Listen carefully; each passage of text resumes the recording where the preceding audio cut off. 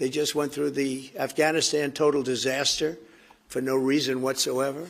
We're going to leave Afghanistan, but we're going to leave it with strength and dignity. And we're going to keep Bagram, the big air base, one of the biggest air bases in the world. We gave it to them for nothing. We're trying to get it back, by the way. Okay, that could be a little breaking news. We're trying to get it back because they need things from us. We want that base back. But one of the reasons we want the base is, as you know, it's an hour away from where China makes its nuclear weapons.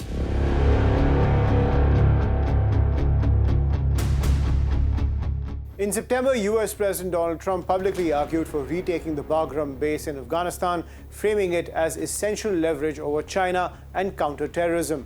The proposal immediately crystallized opposition across the region and triggered a fresh debate inside the U.S. about feasibility and costs.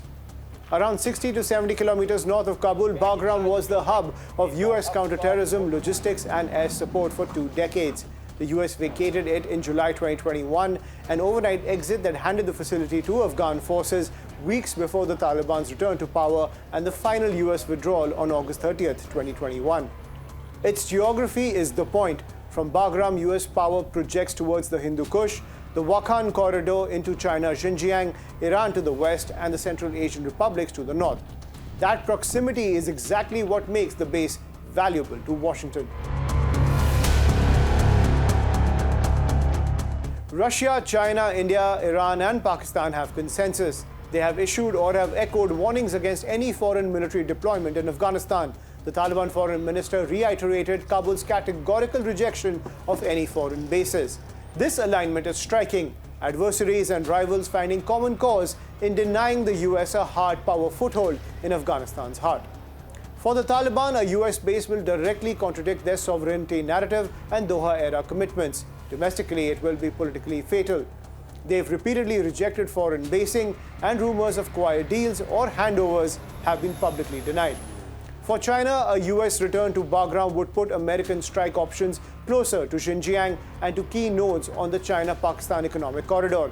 Beijing has expanded diplomatic and economic inroads with the Taliban since 2021 and is deeply averse to US basing in Afghanistan.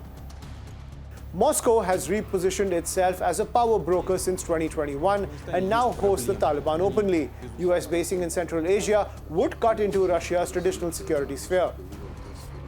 New Delhi's calculus is mixed. It values counterterrorism pressure on groups operating from Afghan soil, but it also prizes regional stability and sovereignty principles. In practice, India has signaled alignment with the broader regional opposition to a foreign base, even as it monitors China's influence. Islamabad objects to any US military return that could revive cross-border blowback and complicate its own leverage in Kabul, while also mindful of Chinese sensitivities. Meanwhile, Central Asian states have hosted US forces in the past, but renewed US basing would invite immediate pressure from Moscow and Beijing, hence their caution and preference for neutrality or quiet denial. For the United States to retake Bagram, the US will need an entry strategy, air corridors, and a substantial force package with air defenses. US officials caution that this will only resemble a re-invasion, not a surgical re-entry. The calculus around Bagram is less about a piece of Afghan real estate and more a symbol of the broader contest over who sets the security architecture of Inner Asia. The center of gravity among Afghanistan's neighbors and the Taliban itself is firmly against any renewed US military footprint. Unless the regional consensus fractures or US-Taliban relations transform dramatically, the geopolitical divide will persist, with Washington deterred from returning and Moscow and Beijing working to keep it that way.